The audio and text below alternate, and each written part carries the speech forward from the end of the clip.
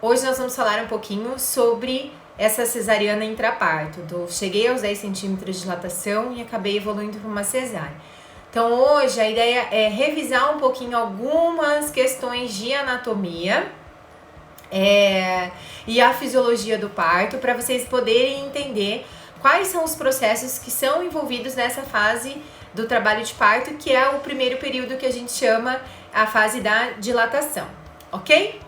Bom, tudo está relacionado com a nossa querida pelve, tá? Vejam que é uma estrutura óssea importante durante todo o processo do trabalho de parto e que tem que haver uma certa sincronia em relação ao meu bebê e essa minha pelve, tá? A gente precisa lembrar que a pelve é uma estrutura óssea, rígida, e o espaço dela é um espaço muito pequeno, que o bebê precisa fazer todo um malabarismo para conseguir, então, de fato, insinuar, descer, encaixar, rodar e sair. Então, eu vou apertar aqui as perninhas do meu bebê, colocar o meu bebê na posição fetal, que isso aqui vai interferir bastante também. Quase sempre os bebês eles estão nessa posição tipo Buda, né? Com as perninhas fletidas, os bracinhos apoiando as pernas, abraçando, né? E na maioria das vezes eles fletem a cabeça, ou seja, o queixinho tá bem encostando no peito do bebê e ele fica assim, todo encolhidinho lá dentro da barriga da mãe, tá? Peraí que meu bebê, ele resolveu ficar teimoso. Bom, então para que o parto ocorra, principalmente dois fenômenos, são essenciais. O primeiro é a dilatação cervical, colo do útero. Aí a gente está falando de trajeto de partes moles, tá? E o segundo seria o mecanismo mecânico do bebê, que ele desce, roda, insinua, encaixa e sai. Então aqui a gente está falando de algumas estruturas ósseas, tanto da pelve quanto do bebê, porque eu preciso lembrar que a cabeça do bebê também é algo importante que vai impactar dentro dessa minha pelve, ok? Pois muito bem, então vamos falar um pouquinho da pelve. Existe aqui na parte superior, do estreito superior dela, que é o que a gente chama de pelve falsa, ou não pelve verdadeira, que é essa pelve que vem do diâmetro aqui dos isquios, estão vendo? Aqui desse ossinho nosso que vocês conseguem sentir bem quase abaixo da cintura, tá? Então, essa parte superior não tem muita influência nesse processo todo do trabalho de parto. O que vai me interessar mesmo é a minha pelve lá dentro, a pelve verdadeira que a gente chama. Mais especificamente, duas estruturas estão envolvidas. O cóccix, que é essa região aqui da porção final do sacro, tá? O cóccix, o ossinho do bumbum. E as espinhas isquiáticas, que são essas daqui, ó. Essas daqui de dentro, não sei se vocês estão conseguindo enxergar, tá?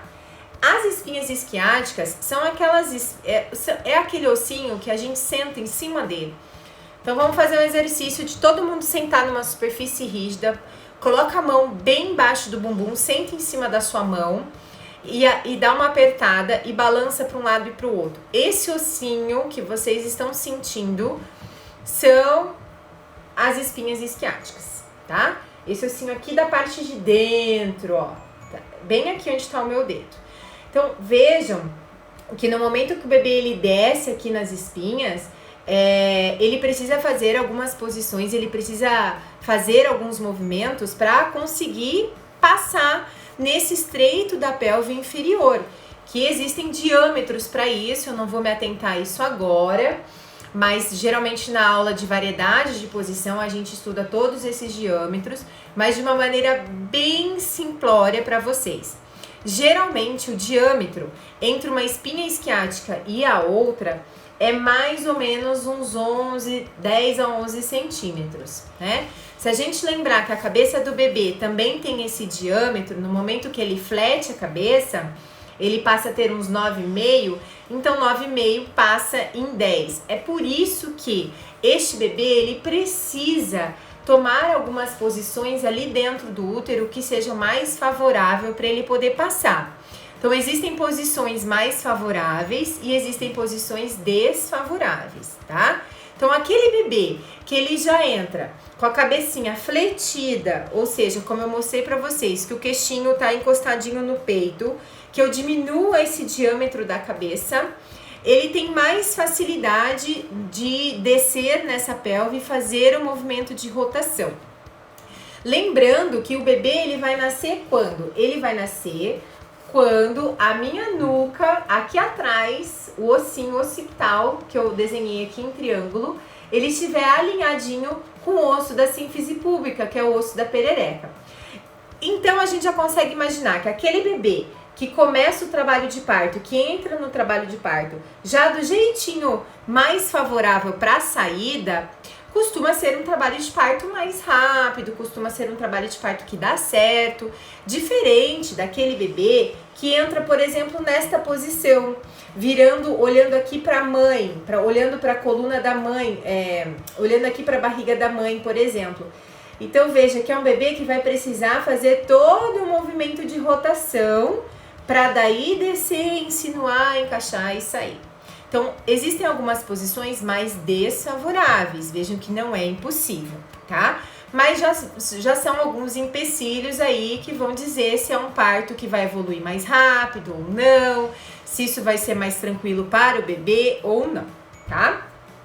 Então, é por isso que vocês já sabem que, pra mim, inclusive dentro dessa abordagem Spinning Babies, dentro da prática clínica obstétrica, muito mais importa pra gente a posição do bebê lá dentro da pelve, como é que esse bebê está se apresentando, né? É nessa variedade de posição e qual que é a altura deste bebê. O nosso ponto de referência são as espinhas isquiáticas.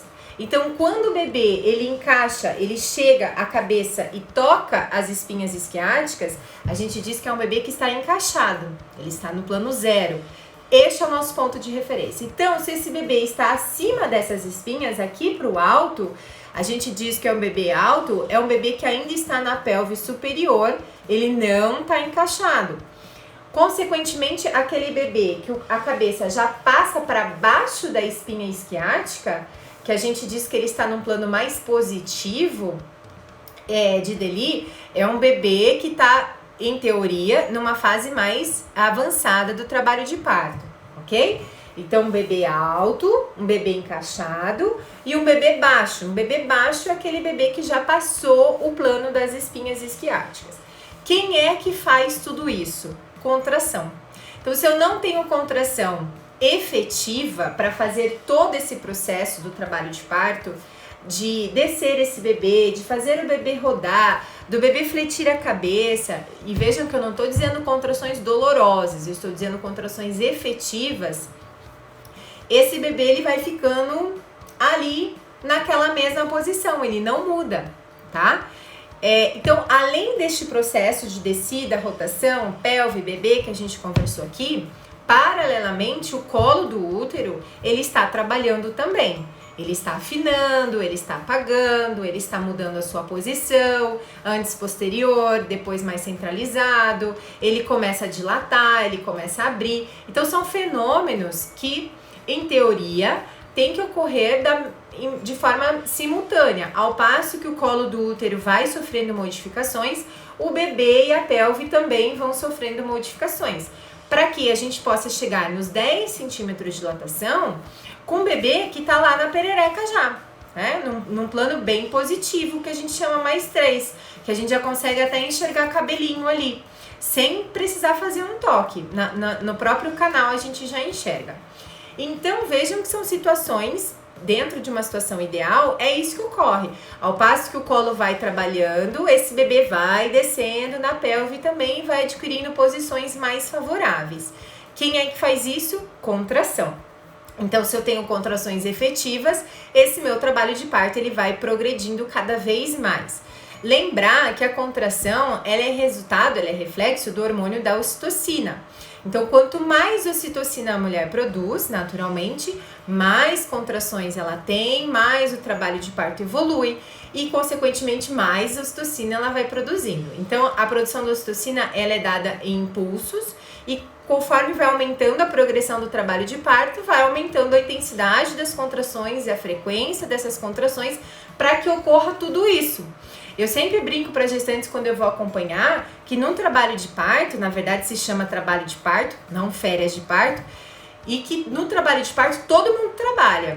Eu trabalho aqui fora, a gestante trabalha a sua respiração, trabalha a sua concentração, trabalha a sua mobilidade pélvica e o bebê trabalha lá dentro também, porque ele precisa passar e fazer este movimento de rotação justamente para não enroscar em nenhuma estrutura da mãe, não enroscar o ombro, por exemplo, tá? Então, é por isso que geralmente quando vocês estão acompanhando aqui que eu posto as fotinhas de alguns partos, a gente propõe algumas posições para essas gestantes, não só para o alívio da dor, também, mas também para tentar favorecer todo esse processo de rotação, de mobilidade pélvica, para a gente criar espaço. Então são algumas posições que às vezes a gente consegue fazer com que aumente a amplitude entre as espinhas isquiáticas, algumas posições que permitam que o cóccix vá para trás. Então com isso a gente vai ganhando espaço e esse bebê também vai adquirindo algumas posições ali dentro mais favoráveis e vai passando na pelve lindamente como tem que ser, tá? Essa é uma situação ideal. O que ocorre? Pode acontecer que, algum motivo, esses processos não ocorrem simultâneos. Ou eu tenho aquele bebê que desce, roda bem bonitinho na pelve e um colo do útero super rígido, já aconteceu, do bebê tá super ali encaixado, num plano mais positivo e esse colo tá muito rígido, ele não abrir. Como também o contrário, um colo bem favorável, um colo que responde fácil, começa a dilatar e esse bebê tá lá em cima, ainda não fez esse processo todo. Existem vários fatores que podem estar influenciando isso daí. Eu vou listar 3, 4 aqui, lembrando que a gente está falando com pessoas leigas, geralmente nas aulas daí a gente cobra mais. E também uma coisa que eu gostaria de deixar claro é que as condutas, elas são muito individualizadas. Cada caso é um caso, então não é um único fator que vai interferir se você passou por essa experiência ou conhece alguém que passou por essa experiência. Não é um único fator que contribui para uma cesárea ocorrer intraparto. São vários fatores, ok? Então não é uma receita de bolo com casos isolados. Ah, então eu tenho isso, significa isso. Não tem isso na obstetrícia, tudo bem? Então, é uma série de fatores. Eu vou elencar aqui alguns desses fatores.